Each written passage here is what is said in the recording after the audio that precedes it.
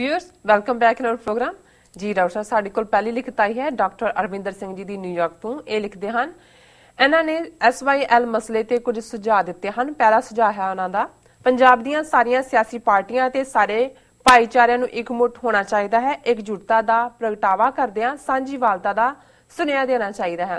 दूसरा दिमाग ठंडे रखने चाहिए हैं। हरियाणे का जवाब सहमिया होया जापदा है। दिल्ली का पानी बंद करने की धमकी दी है हरियाणा ने। इंडियन नैशनल लोक दल ने पंजाब विधान सभा में हंगामा करना है। अज अंत नूं ठंडे दिमाग ते शांति ही काम आनी है। धन्यवाद जी डॉक्टर साहब। डॉक्टर अरविंदर सिंह जी का बहुत बहुत शुक्रिया। उन्होंने सानू न्यूयॉर्क तो लिखे। अज उन्होंने टैलीफोनिक कन्वर्सेशन भी हो रही सी इस मुद्दे ते जी।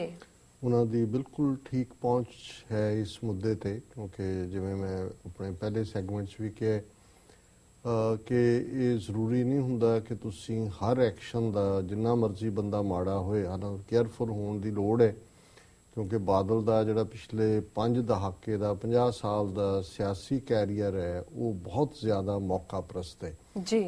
ਇਹ ਸੰਵਿਧਾਨ ਦੀ 25-20 ਧਾਰਾ ਪਾੜ ਵੀ ਸਕਦਾ ਹੈ ਤੇ ਫਿਰ ਜਿਵੇਂ ਹੁਣੇ ਹੀ ਤਾਜ਼ਾ ਉਹਨੇ ਕਿਹਾ ਜੀ ਸੰਵਿਧਾਨ 'ਚ ਕੋਈ ਸੋਧ ਦੀ ਲੋੜ ਨਹੀਂ ਹੈ।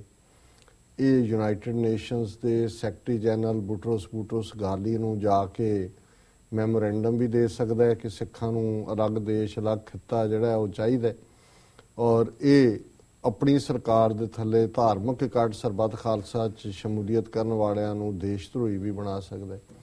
ਇਹ ਹਰਿਆਣੇ ਤੋਂ 2 ਕਰੋੜ ਲੈ ਕੇ ਜ਼ਮੀਨਾਂ ਲੋਕਾਂ ਦੀਆਂ ਐਕਵਾਇਰ ਕਰਨ ਦਾ ਨੋਟੀਫਿਕੇਸ਼ਨ ਵੀ ਦੇ ਸਕਦਾ ਸੱਚ ਵੀ ਅਮਨਾ ਲਿੰਕ ਨਹਿਰ ਰਹੀ ਜੀ, ਤੇ ਹੁਣ ਅਸੈਂਬਲੀ ਦੇ ਵਿੱਚ ਉਹ ਬਿੱਲ ਵੀ ਪਾਸ ਕਰਵਾ ਸਕਦਾ ਜਿਹਦੇ ਥੱਲੇ ਕਿ ਵੀ ਜ਼ਮੀਨਾਂ ਵਾਪਸ ਕਰ ਦਿਓ। ਸੋ ਕੁੱਲ ਮਿਲਾ ਕੇ ਇਹ ਇਸ ਦਾ ਜਿਸ ਕਿਸਮ ਦਾ ਹਮੇਸ਼ਾ ਹੀ, ਪਰ ਇੱਕ ਗੱਲ ਜ਼ਾਹਰ ਹੈ ਕਿ ਬਾਦਲ ਆਪਣੀ ਕੁਰਸੀ ਦੀ ਖਾਤਰ ਔਰ ਆਪਣੇ ਕੁਨਬੇ ਟੱਬਰ ਦੇ ਜਿਹੜੇ ਕਰਪਟ ਸਾਰੇ ਉਸ ਦੇ ਰੈਕਡ ਨੇ ਉਹਨਾਂ ਨੂੰ ਲੁਕਾਉਣ ਦੀ ਖਾਤਰ ਕੌਮ ਨੂੰ ਵੇਚਣਾ, ਪੰਜਾਬ ਨੂੰ ਵੇਚਣਾ, ਕਿਸੇ ਹੱਦ ਤੱਕ ਵੀ ਜਾਣਾ, ਇਹ ਉਹਦੇ ਲਈ ਕੋਈ ਬਹੁਤ ਵੱਡੀ ਗੱਲ ਨਹੀਂ। ਕਿਉਂਕਿ ਜੇ ਅਸੀਂ ਇਹ ਬੈਕਗਰਾਊਂਡ ਨਹੀਂ ਸਮਝਾਂਗੇ ਤਾਂ ਫਿਰ ਇਹੀ ਹੋਏਗਾ ਕਿ ਫਿਰ ਅਸੀਂ ਬਾਰ-ਬਾਰ ਧੋਖਾ ਖਾ ਰਹੇ ਹਾਂ, ਬਾਰ-ਬਾਰ ਆਪਣਾ ਵਿਸ਼ਵਾਸ ਦਿੰਦੇ। ਸੋ ਕੁੱਲ ਮਿਲਾ ਕੇ ਇਹਦੇ ਬਾਵਜੂਦ ਜਿਵੇਂ ਅੰਗਰੇਜ਼ੀ 'ਚ ਕਹਿੰਦੇ ਨੇ ਹੈਵਿੰਗ ਸੈਡ ਦੈਟ, ਮੈਂ ਸਮਝਦਾ ਹਾਂ ਕਿ ਇਹ ਜਿਹੜਾ ਮੂਵ ਹੈ ਪਾਣੀਆਂ ਦਾ, ਇਸ ਦੇ ਲਈ ਸਾਡੀ ਇਕਜੁੱਟਤਾ ਔਰ ਕੱਲੀ, ਜਿਵੇਂ ਅਸੀਂ ਪਹਿਲਾਂ ਵੀ ਕਿਹਾ ਸੀ, ਕੱਲੀ ਸਿੱਖਾਂ ਦੇ ਹਵਾਲੇ ਨਾਲ ਹੀ ਨਹੀਂ, ਬੇਸ਼ੱਕ ਮਿੱਤਲ ਵਰਗਿਆਂ ਦੀ ਜਿਹੜੀ ਬਿੱਲੀ ਹੈ ਥੈਲੇ 'ਚੋਂ ਬਾਹਰ ਆਈ ਹੈ ਉਹ ਤਾਂ ਇੰਨਾ ਕੁ ਭੰਬਲ ਭੂਸਾ ਪੈਦਾ ਕਰਨਾ ਚਾਹੁੰਦੇ ਨੇ, ਔਰ ਇਹ ਮੈਂ ਦੱਸ ਰਿਹਾ ਵੀ ਕਿਸ ਡਾਇਰੈਕਸ਼ਨ ਵੱਲ ਜਾ ਰਿਹਾ ਕਿ ਕੱਲ ਨੂੰ ਪੰਜਾਬ ਦੇ ਸਿੱਖ ਕਹਿਣ ਲੱਗ ਜਾਣਗੇ ਜਦੋਂ ਇੰਨਾ ਕੁ ਤੁਸੀਂ ਪਾਤਾ, ਸੁਪਰੀਮ ਕੋਰਟ ਨੇ ਰੋਕ ਲਾਤੀ, ਕੱਲ ਨੂੰ ਕੋਈ ਹੋਰ ਕਾਰਵਾਈ ਹੋਈ ਉਹਨਾਂ ਨੇ ਕਹਿਣਾ ਛੱਡੋ ਜੀ ਇੱਕੋ ਹੀ ਹੈ ਜ਼ਮੀਨ, ਕਿਹੜੀ ਕਿਸੇ ਨੇ ਚੁੱਕ ਕੇ ਲੈ ਜਾਣੀ ਹੈ, ਉੱਥੇ ਵੀ ਸਾਡੇ ਭਰਾ ਹੈ ਜ਼ਮੀਨ, ਮੇਰੇ ਚਾਚੇ ਦੇ ਮੁੰਡੇ ਨੇ ਸਿਰਸੇ ਲਈ ਹੈ, ਮੇਰੇ ਤਾਏ ਦੇ ਪੋਤੇ ਨੇ ਅੰਬਾਲੇ ਲਈ ਹੈ, ਮੇਰੇ ਫਲਾਣੇ ਨੇ ਲਈ ਹੈ। ਉਹਨਾਂ ਕਹਿਣਾ ਜੀ ਚਲੋ ਇਹਨਾਂ ਨੂੰ ਇਹ ਝਗੜਾ ਤਾਂ ਹੀ ਮੁੱਕਣਾ ਵੀ ਇਹਨਾਂ ਨੂੰ ਇੱਕ ਕਰ ਦਿਓ, ਪਹਿਲਾਂ ਵੀ ਤਾਂ ਇੱਕ ਹੀ ਸੀ ਜੀ। ਸੋ ਇਹ ਇਸ ਵੇਲੇ ਜਦੋਂ ਕਿ ਇੱਕ ਪਾਸੇ ਬੀਜੇਪੀ ਪੰਜਾਬ ਦੀ ਉਸ ਬਿੱਲ ਦੇ ਨਾਲ ਸ਼ਮੂਲੀਅਤ ਕਰ ਰਹੀ ਹੈ ਕਿ ਭਾਈ ਇਹ ਜਿਹੜਾ ਵਾਪਸ ਕਰੋ ਜ਼ਮੀਨ, ਉਸ ਲੈਵਲ ਦੇ ਉੱਤੇ ਆ ਕੇ ਕਿਸੇ ਮਿਨਿਸਟਰ ਦਾ ਕਹਿਣਾ ਕਿ ਸੂਬਾ ਤੋੜ ਦਿਓ ਤੇ ਦੂਜੇ ਦੇ ਨਾਲ ਰਲਾ ਦਿਓ, ਇਹ ਦੱਸਦਾ ਹੈ ਵੀ ਇਹ ਖੇਡ ਕੀ ਚੱਲ ਰਹੀ ਹੈ। ਇਹਦੇ ਬਾਵਜੂਦ ਜਿਹੜੀ ਇਹਨਾਂ ਦੀ ਸਪਿਰਿਟ ਆਫ ਦਾ ਆਰਗੂਮੈਂਟ ਹੈ ਡਾਕਟਰ ਸਾਹਿਬ ਦੀ ਕਿ ਸਾਰੀਆਂ ਸਿਆਸੀ ਪਾਰਟੀਆਂ ਇਕਮੁੱਠ ਹੋਣ, ਠੰਡਾ ਦਿਮਾਗ ਜੀ, ਇਹ ਬਹੁਤ ਜ਼ਰੂਰੀ ਹੁੰਦਾ ਕਿਉਂਕਿ ਬਹੁਤ ਵਾਰ ਪ੍ਰੋਵੋਕੇਸ਼ਨ, ਭੜਕਾਟ, ਔਰ ਬਾਦਲ ਦਾ ਤਾਂ ਇਹ ਉਸ ਦਾ ਜੇ ਤੁਸੀਂ ਦੇਖੋ ਕਿ ਸਟਾਈਲ ਹੈ ਕਿ ਜਦੋਂ ਮਰਜ਼ੀ ਉਹ ਕੋਈ ਪ੍ਰੋਵੋਕੇਟਿਵ ਬਿਆਨ ਦੇ ਸਕਦਾ। ਜਿਵੇਂ ਜਦੋਂ ਕਾਂਗਰਸ ਸਰਕਾਰ ਦੇ ਵੇਲੇ ਹਰਿਆਣਾ ਗੁਰਦੁਆਰਾ ਪ੍ਰਬੰਧਕ ਕਮੇਟੀ ਬਣਾਉਣ ਦੀ ਗੱਲ ਆਈ ਤੇ ਬਾਦਲ ਨੇ ਬਿਆਨ ਦੇ ਕੇ ਅਕਾਲ ਤਖਤ ਤੇ ਪਹੁੰਚ ਗਿਆ ਜਥੇਦਾਰ ਨੂੰ, ਉਹਨੇ ਕਿਹਾ ਜੀ ਮੈਂ ਤਾਂ ਸ਼ਹੀਦੀ ਪਾ ਜਾਵਾਂਗਾ, ਮੈਂ ਆਪਣੇ ਜੀਵਨ ਸੋ ਉਹਨੇ ਐਸੀ ਭੜਕਾਟ ਕਰਕੇ ਸੈਂਟਰ ਤੋਂ ਜਿਹੜਾ ਉਹ ਰਾਹਤ ਲੈ ਲਈ ਉੱਥੇ ਕਿ ਹੁਣ ਅਦਾਲਤਾਂ ਦੇ ਚੱਕਰ 'ਚ ਖਾਂਦੇ ਫਿਰੋ ਕਿ ਬਈ ਕੀ ਕਦੋਂ ਬਣਨਾ ਕੀ ਬਣਨਾ।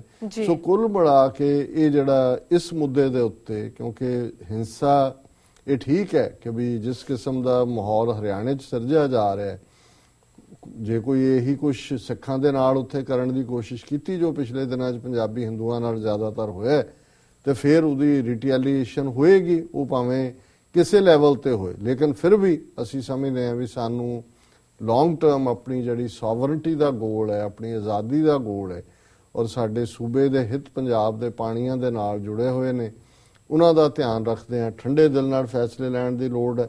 ਔਰ ਹਰਿਆਣੇ ਦੇ ਕੋਲ ਤਾਂ ਹੁਣ ਇੱਕ ਨਵਾਂ ਜਿਹੜਾ ਵੈਪਨ ਜਿਹੜਾ ਉਹਨਾਂ ਨੇ ਪਿਛਲੇ ਜਾਟ ਰਿਜ਼ਰਵੇਸ਼ਨ ਵੇਲੇ ਅਜਮਾਇਆ, ਜਿਹਨੂੰ ਕਹਿੰਦੇ ਨੇ ਚੋਕਿੰਗ, ਕਿਉਂਕਿ ਜਿਹੜਾ ਦਿੱਲੀ ਦੇ ਵਿੱਚ ਡਰਿੰਕਿੰਗ ਵਾਟਰ ਹੈ ਉਹ ਜਮਨਾ ਚੋਂ ਜਾਂਦਾ ਹੈ ਔਰ ਉਹ ਨਹਿਰ ਜਾਂਦੀ ਹੈ, ਔਰ ਇਸ ਲਈ ਹੈ ਕਿਉਂਕਿ ਜਮਨਾ ਦਿੱਲੀ ਵੀ ਜਾਂਦੀ ਹੈ। ਹਰਿਆਣਾ ਯਮਨਾ ਦਾ ਅਪਰ ਰਾਈਪੇਰੀਅਨ ਹੈ, ਦਿੱਲੀ ਲੋਅਰ ਹੈ ਜੀ, ਔਰ ਪੰਜਾਬ ਦਾ ਯਮਨਾ ਦੇ ਪਾਣੀ ਨਾਲ ਕੋਈ ਲੈਣਾ ਦੇਣਾ ਨਹੀਂ।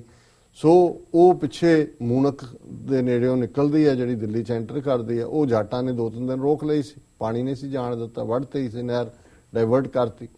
ਨਤੀਜੇ ਦੇ ਤੌਰ ਤੇ ਦਿੱਲੀ ਜਿਹਨਾਂ ਦੇ ਮਿਨਿਸਟਰ ਵੀ ਨਹੀਂ ਨਹਾਤੇ 3 ਦਿਨ, ਟੈਂਕਰਾਂ ਦੇ ਉੱਤੇ ਹੀ ਪਾਣੀ ਜਿਹੜਾ ਵੰਡਦੇ ਰਹੇ। ਸੋ ਉਹਨਾਂ ਨੇ ਇਹ ਕਿਹਾ ਕਿ ਜੀ ਅਸੀਂ ਫੇਰ ਜਿਹੜਾ ਇਸ ਨੂੰ ਬੰਦ ਕਰ ਦੇਵਾਂਗੇ।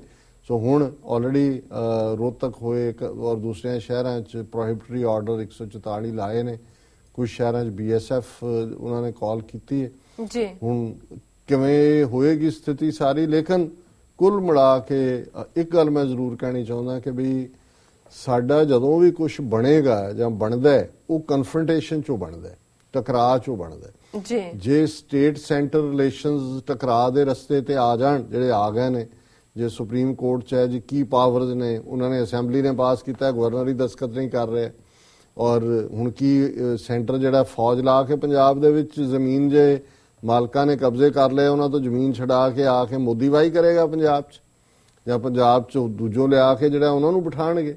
ਸੋ ਇਹ ਸਾਰੀਆਂ ਚੀਜ਼ਾਂ, ਸਾਰੇ ਇਸ਼ੂ ਨੇ, ਪਰ ਅਸੀਂ ਸਮਝਦੇ ਹਾਂ ਵੀ ਇਸ ਸਾਰੇ 'ਚੋਂ ਪੋਸੀਬਲ ਹੈ ਕਿ ਜਿਹੜਾ ਸਾਡੀ ਆਪਣੀ ਆਜ਼ਾਦੀ ਦੀ ਲਹਿਰ ਨੂੰ ਵੀ ਹੁੰਗਾਰਾ ਮਿਲੇ, ਕਿਉਂਕਿ ਇੱਕ ਹੱਦ ਹੁੰਦੀ ਹੈ ਜਿੱਥੇ ਆ ਕੇ ਫਿਰ ਬੰਦਾ ਕਹਿੰਦਾ ਇਨਫ ਇਜ਼ ਇਨਫ ਜੀ। ਤੇ ਹੋ ਸਕਦਾ ਹੈ ਜਿਹੜੀ ਜਨਰੇਸ਼ਨ ਡਰੱਗਸ ਦੇ ਹਵਾਲੇ ਕਰ ਦਿੱਤੀ, ਜਿਹਨੂੰ ਕੋਈ ਪਤਾ ਸੁਰਤ ਨਹੀਂ ਸੀ, ਅੱਜ ਜਦੋਂ ਉਹਨਾਂ ਦੇ ਰਹਿੰਦਾ ਖੁੰਦਾ ਪਾਣੀ ਵੀ ਉਹਨਾਂ ਦਾ ਖੋਇਆ ਜਾਣ ਤੇ ਆਏ ਤੇ ਉਹੀ ਖਲੋ ਜਾਣ। ਸੋ ਇਹਨਾਂ ਦਾ ਡਾਕਟਰ ਸਾਹਿਬ ਦਾ ਬਹੁਤ ਬਹੁਤ ਸ਼ੁਕਰੀਆ, ਉਹਨਾਂ ਨੇ ਸਾਨੂੰ ਲਿਖਿਆ। ਇੱਥੇ ਲੈਣੇ ਬ੍ਰੇਕ। ਵਿਊਅਰਸ, ਵਿਚਾਰਾਂ ਦਾ ਸਿਲਸਿਲਾ ਇਸ ਤਰ੍ਹਾਂ ਚੱਲਦਾ ਰਹੇਗਾ। ਮਿਲਦੇ ਹਾਂ ਛੋਟੇ ਵਕਫੇ ਤੋਂ ਬਾਅਦ।